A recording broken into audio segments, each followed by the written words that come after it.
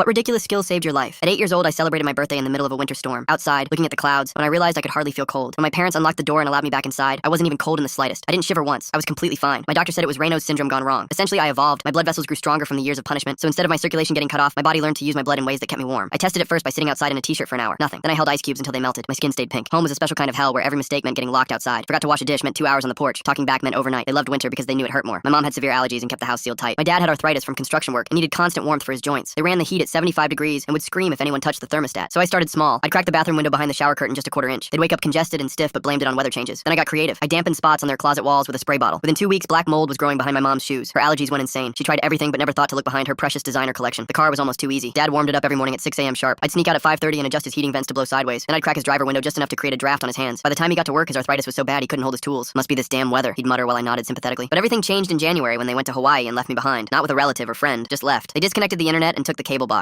Left $40 on the counter and a note that said, "Don't burn the house down." 7 days alone in the middle of winter. I was 13. That's when I decided to destroy them. I went to the hardware store and bought supplies with their emergency cash. Spray bottles and timers and portable fans. I spent those 7 days setting up my system. I put wet towels in the heating vents so they'd blow damp, cold air for the first 10 minutes every cycle. I cracked windows in every room but hid them behind furniture and curtains. I sprayed water on every closet wall and under every carpet edge. I even figured out how to make the smart thermostat randomly drop 5 degrees at night by messing with its programming. When they came back tanned and relaxed, I was ready. Within a week, the mold was everywhere, but only in their spaces. My room stayed perfectly dry. Mom's allergies got so severe she couldn't breathe lying down. She'd sit up gasping all night while Dad complained his joints were too stiff to sleep. They fought constantly about who kept changing the temperature and leaving windows open. I made it worse every time they punished me. Locked me out for an hour and I'd soak their mattress edge with cold water. Take away dinner and I'd put ice packs in the heating vents. They installed cameras to catch who was messing with the house, but I knew every blind spot. They hired inspectors who found mold but couldn't explain why it was only in the master bedroom and closet. Weird ventilation issue, one guy said while I stood there looking worried. By March, they were broken. Mom's doctor ordered her to move somewhere dry for her health. Dad's arthritis got so bad he went on disability. They had to sell the house at a loss because of the mysterious mold problem that kept coming back. The day before we moved, Dad found me sitting on the porch where he'd locked me out 100 times. "I know it was you," he said. His hands were too swollen to make a fist. I pulled my coat tighter even though I wasn't cold. "I don't know what you're talking about. You're the one who said I was too weak to handle winter." They split up after the move. Mom went to Arizona and Dad moved in with his brother who kept the heat even higher. I went to live with my grandmother who never once locked me outside. I stopped being afraid of the cold until 3 months later, that is, because that's when my grandmother kicked me out. My parents had sent her evidence that I was a psychopath. She stood there with a manila folder thick with printed emails, her weathered hands trembling. The porch light cast harsh shadows across her face as she held up page after page. Photos of spray bottles I'd hidden under the sink, screenshots of my notebooks where I documented everything, videos from hidden cameras I didn't even know they'd installed. My stomach dropped as she showed me timestamps of me adjusting vents, spraying walls, programming the thermostat. I stood frozen on her porch while she explained how my parents had contacted her weeks ago, building their case. They'd hired a private investigator who found the hardware store receipts. They'd gotten statements from the inspectors about the suspicious mold patterns. They'd even tracked down the laundromat owner from years ago who remembered a girl studying HVAC manuals at 3 a.m. My grandmother's voice shook as she told me I had 1 hour to pack. She couldn't harbor someone who'd tried to call their own parents. The word call hit me like ice water. I hadn't tried to call anyone. I'd fought back the only way I knew how. I packed mechanically, shoving clothes into a backpack while my mind raced. In the bathroom, I noticed my grandmother's arthritis medication on the counter, the same brand my father took. For a moment, I considered proving my point. One opened window, one damp towel in her heating vent. Let her see how it felt, but I left everything untouched. I wasn't going to become what they said I was. The bus station at midnight was emptier than I'd expected. I watched my breath fog in the winter air while other travelers huddled in their coats. A security guard eyed me suspiciously. 14 years old with a backpack and no adult. I bought a ticket to the next city with cash I'd saved from selling my parents' old electronics online. I texted Maya, my only friend from school. Her response came immediately. Her parents had seen the news reports my parents were spreading. They'd forbidden her from contacting me. Every bridge I had was already burning. I found a 24-hour laundromat and curled up in a corner booth. The owner, an elderly woman named Carol, found me at 3 a.m. Instead of calling the police, she brought me coffee and sat across from me. She recognized the look of someone whose parents had failed them. When she asked if I needed help, I nodded. Carol ran an underground network for runaway teens from a converted space in an abandoned mall. She needed the truth first, she explained. No judgment, just truth. So I told her everything. The years of being locked outside, the evolution of my body, the mold and the windows and the calculated destruction of my parents' health. She listened without flinching. When I finished, she simply said that survival wasn't psychopathy. She'd seen worse. She'd seen kids who'd done worse just to eat. The shelter was unlike anything I'd imagined. A dozen teens lived there, each with their own adaptation story. Jamie couldn't feel pain anymore after years of cigarette burns. Lisa heard everything after being locked in closets, her hearing sharpened by darkness and desperation. Marcus had learned to hack systems after his parents monitored his every keystroke. My parents' campaign against me escalated quickly. They filed a missing person report that painted me as a dangerous runaway with violent fantasies. Local news picked up the story. My school photo appeared on morning shows as reporters discussed the troubled teen who terrorized her sick parents. Carol showed me the legal documents my parents had filed. They were claiming permanent disability caused by the stress of raising me. They were literally profiting from their own abuse by playing victim. The paperwork showed they stood to receive thousands in monthly benefits if approved. I started documenting my side on cloud storage, building a counter case with Carol's help. Every medical record from my childhood, every teacher's note about unexplained bruises, every neighbor who'd seen me outside in the snow. My mother appeared on a popular morning show, tears streaming as she described how they'd only wanted to love me, but I was too broken. My father's interview focused on his disability, how doctors confirmed the stress from dealing with me had caused permanent damage to his joints. Then my grandmother called Carol's emergency line. She'd found old photos in a box in her attic, pictures from when I was 5, standing outside in the snow, lips blue, trying to get back in, pictures she'd taken when visiting, not understanding then what they meant. She wanted to help, but my parents had threatened her retirement home placement if she chose me over them. The other kids at the shelter understood the rage that built in me. They'd all been through their own versions of injustice, but Carol taught us to channel it differently, document everything, build cases, not revenge plots. The law might not be on our side, but public opinion could shift. My parents hired a private investigator to find me, offering a bounty for information about my whereabouts. The shelter went on lockdown. We couldn't risk anyone being spotted and followed back. I started a blog anonymously titled The Girl Who Learned Not to Feel Cold. I didn't name my parents, just told my story. The response was immediate and overwhelming. Thousands of comments poured in from others who'd survived similar abuse. I wonder why the grandmother kept those photos all these years if she didn't understand what they meant back then. Something about that timing feels too convenient, finding evidence right when the parents are building their smear campaign. The blog went viral within days. My parents panicked as people began connecting dots. They hired a lawyer to sue for defamation even though I hadn't named them. They hired a reputation management firm with a contract Carol's contacts intercepted that explicitly stated the goal was to restore the victim narrative. The blog mysteriously vanished one one morning, but Marcus recovered it from cached versions. We discovered my parents had hired someone to take it down, so I got creative. I planted seeds across other platforms. Old hospital records showing my hypothermia treatments, CPS reports that had been dismissed, emergency room visits every winter until I turned 10. A local reporter started investigating. She found the pattern everyone had missed. Teachers who'd noticed frostbite, neighbors who'd called police about a child locked outside, doctors who'd begged my parents to stop the discipline. One doctor came forward, remembering how he'd suspected abuse but couldn't prove it. My parents' story began crumbling. My father claimed I'd somehow manipulated all these witnesses' memories, but then his own brother came forward, confirming he'd witnessed the abuse but had been threatened to stay quiet. The family was splitting apart. My mother developed actual allergies from the stress, her immune system attacking itself. She blamed it on my psychological warfare continuing from afar. The irony wasn't lost on anyone following the story. The narrative was shifting. People started questioning how two loving parents had raised a child who could literally no longer feel cold. Medical experts weighed in on the biological impossibility of it happening naturally. The private investigator found our shelter location through a careless moment when one of the younger kids had posted a photo near a recognizable landmark. A raid was planned for dawn. Carol prepared to evacuate everyone, but I refused to run anymore. I contacted the reporter who'd been investigating. When the investigator arrived at 6 a.m., I was sitting calmly in the mall food court with a full news crew. The cameras were already rolling. I gave my first public interview right there. I showed the scars from frostbite on my fingers. I displayed the medical records. I shared the photos my grandmother had sent. I admitted to everything. The mold, the windows, the systematic destruction of their comfort in their own home. I explained how they'd taught me winter was a weapon, and I'd simply learned to use it better than them. The interview went viral globally within hours. The hashtag, the girl who learned not to feel cold, trended across platforms. My parents' lawyer dropped them immediately, calling the case unwinnable after my public confession. CPS opened an investigation into the original abuse. The statute of limitations hadn't expired for some of the worst incidents. My father's arthritis flared severely from the stress, landing him in the hospital. Staff members who recognized him from the interview seemed to keep the room a bit cooler than necessary. My mother's new allergies worsened, her body attacking itself in a psychosomatic response to losing control. My grandmother came forward publicly, supporting me and revealing how my parents had threatened her. The family divided into camps, some supporting my parents, others finally admitting what they'd always suspected. Donations poured in from abuse survivors around the world. The shelter received enough funding to expand and help more kids. I became an unwitting symbol for everyone who'd fought back against their abusers and been labeled the villain for it. My parents lost their jobs due to the controversy. They filed for bankruptcy, blaming me for orchestrating their downfall. Then the real shock came. My grandfather's will surfaced through his lawyer. He'd left everything to me, having suspected the abuse. My parents had hidden this for years, trying to break the trust terms. The estate was worth millions from his construction business. My parents immediately claimed I'd manipulated my dying grandfather, but his lawyer had recordings. My grandfather had documented his suspicions, noting bruises and concerning behavior. He'd protected the assets specifically to keep them from my parents. The legal battle turned ugly. My parents' marriage crumbled under the pressure. They filed restraining orders against each other. My mother claimed my father had been the real abuser while she was just going along. My father released text messages showing my mother had planned the Hawaii abandonment. One text particularly stood out. Let her freeze for a week. Maybe she'll appreciate us when we get back. The public turned fully against them. I watched them destroy each other from a distance, feeling hollow rather than satisfied. Carol warned me that revenge consumed everyone, including the person seeking it. She encouraged me to build rather than destroy. I established a foundation for abuse survivors with my inheritance. My parents sued to block it, claiming the money rightfully belonged to them. The judge reviewed all the evidence and not only granted me full emancipation, but complete control of the trust. Both my parents developed autoimmune conditions from the prolonged stress. They now required exact climate control to function. Their bodies unable to regulate temperature properly. The irony was complete. They'd created a child who couldn't feel cold, and now they couldn't handle any temperature variation. I spoke at conferences about survival and adaptation. I told audiences I hadn't made my parents sick. Their own guilt had done what winter never could. They watched the streams from their separate apartments, each finally understanding they'd lost everything by trying to break me. Criminal charges were filed based on the pattern of abuse. The prosecutor built a case around the medical evidence and witness testimony. My parents appeared frail at preliminary hearings, playing up their health issues for sympathy, but the evidence was overwhelming. I had to testify about the years of being locked outside. The jury saw security footage a neighbor had saved showing 6-year-old me outside for 5 hours in a snowstorm. My parents' defense tried to claim it was alternative parenting, meant to build resilience. A pediatric specialist testified about the hypothermia damage evident in my early medical records and the extraordinary adaptation my body had undergone. She explained that surviving required fundamentally altering my physiology. That wasn't discipline, that was torture. The specialist's testimony hung in the courtroom air like frost. My mother shifted in her seat, her face flushed despite the room's moderate temperature. The prosecutor called her to the stand next. She broke within minutes. Her carefully constructed victim narrative crumbled as the prosecutor presented evidence of the systematic abuse. She admitted she'd been preparing me for a hard world, just as her own mother had done with heat. The courtroom learned about my maternal grandmother, who'd locked my mother in the attic during summer, believing suffering built character. 3 generations of temperature torture laid bare. The jury deliberated for less than 2 hours, guilty on all counts of child abuse and endangerment. The minimum sentence was 5 years each, but the judge had discretion to impose more. At the sentencing hearing 3 weeks later, I spoke about forgiveness. I explained that I didn't forgive them, but I wouldn't let hatred freeze me either. My parents cried for the first time I could remember, their tears seeming more for themselves than for what they'd done. The judge cited extraordinary cruelty and complete lack of remorse. Maximum sentences for both, 10 years each, eligible for parole and 7 with good behavior. They'd serve their time in separate facilities. Prison proved harder than they'd imagined. The climate-controlled environment that most inmates found comfortable became their new torture. After years of extreme temperature manipulation, their bodies struggled with a consistent 72 degrees. My father's arthritis worsened despite regular treatment. My mother developed severe allergies to the industrial cleaning products. Word spread quickly among inmates about their crimes. Child abusers already faced harsh treatment in prison, but parents who tortured their daughter with cold held special contempt. They found themselves isolated, avoided in the cafeteria, excluded from recreational activities. Meanwhile, my foundation grew rapidly. Carol helped me structure it properly, bringing in other survivors as staff. We focused on emergency housing for abused teens, particularly those whose bodies had adapted to survive. Jamie became our outreach coordinator, using his inability to feel pain to help identify kids hiding injuries. Lisa's enhanced hearing made her perfect for our crisis hotline, catching the subtle sounds of distress others missed. My grandmother moved to the same city, renting a small apartment near the foundation offices. We built our relationship slowly, meeting for coffee once a week. She'd bring those old photos sometimes, both of us studying them like evidence of a crime we were still solving. 1 year into their sentences, both parents requested contact through their lawyers. I didn't respond. There was nothing left to say. My mother's allergies in prison became life-threatening. The combination of stress, industrial chemicals, and her compromised immune system created perfect storm. My father's arthritis progressed to the point where he needed assistance with basic tasks. They blamed each other in letters that their lawyers forwarded to me unread. I published my memoir 18 months after the trial. Cold Comfort, a memoir of survival, became an immediate bestseller in our state. The book tour brought more survivors forward, each with their own adaptation stories. A boy whose parents had starved him until his metabolism slowed to hibernation levels. 10 years each for turning their kid into a human popsicle. The judge basically said, you wanted to teach about cold consequences. Here's your lesson served at exactly 72 degrees for the next decade. A girl locked in darkness until her pupils permanently dilated. We weren't freaks. We were evidence. Medical researchers from the local university approached me about studying my condition. They found genetic changes from the repeated cold exposure, markers that could help develop better hypothermia treatments. I agreed to participate, spending hours in their temperature-controlled labs while they mapped my adapted physiology. My parents' lawyer sent letters demanding a share of the book profits, claiming the story belonged to them too. I donated every cent to the foundation. They got nothing. They sued from prison, claiming exploitation of their story. The case was dismissed immediately, the judge noting the irony of abusers claiming exploitation. 3 years into his sentence, my father developed pneumonia. His compromised immune system, weakened by years of temperature manipulation and the stress of imprisonment, couldn't fight the infection. He died in the prison infirmary on a Tuesday morning. The prison chaplain was his only visitor in his final hours. My mother requested compassionate release to attend the funeral, denied due to flight risk. She'd been caught trying to manipulate the prison's heating system, attempting to recreate the temperature control she'd lost. I didn't attend the funeral. My grandmother went and reported back that only she and the chaplain were present. My father was buried in a state cemetery plot, no headstone beyond a simple marker with his name and dates. My mother wrote me a final letter after his death. She admitted everything but still blamed me for choosing revenge over forgiveness. She couldn't understand that survival wasn't revenge. I burned the letter unread in the same fireplace where she'd once burned my winter coat as punishment. The foundation's first-year report showed we'd prevented over 50 situations that could have led to child deaths. We'd housed 200 teens, provided medical care for adaptation conditions, connected families with appropriate resources. Every success felt like rewriting my own story. I met someone at a conference for trauma survivors, another adapter whose parents had locked them in bright rooms, leaving lights on 24 hours until their body stopped needing sleep. We understood each other's damage without explanation. Our first date was in a perfectly climate-controlled restaurant where we both noticed the thermostat before the menu. 5 years passed. My body still couldn't feel cold, but my heart had learned warmth. The foundation expanded to 3 cities. We developed training programs for teachers and doctors to recognize adaptation abuse. My grandmother and I had dinner every Sunday, building the relationship my parents had tried to destroy. The medical research progressed significantly. My adapted cells showed unique properties that could revolutionize hypothermia treatment. Local hospitals began implementing protocols based on our findings. Lives were saved because my parents had tried to destroy mine. 10 years after the trial, I received recognition from the state medical board for my contributions to hypothermia research. Standing at the podium in a summer dress despite the conference room's aggressive air conditioning, I demonstrated how my body maintained perfect temperature regardless of external conditions. The treatment derived from my adapted cells had saved thousands from freezing deaths. My mother watched from the prison hospital ward where she required exactly 5 degrees to breathe properly. Her body had become so sensitive that even half a degree variation triggered severe allergic reactions. She'd created a child who couldn't feel cold, and now she couldn't survive without precise temperature control. The revenge I'd never sought had served itself colder than any winter they'd locked me out in, but I hadn't made them sick. Their cruelty had transformed into something that warmed the world, one saved life at a time. Well, folks, that's all from me today. Appreciate you sticking around while I tossed out all my questions. Always makes things more fun. See you next time. Like the video. It helps more than you think.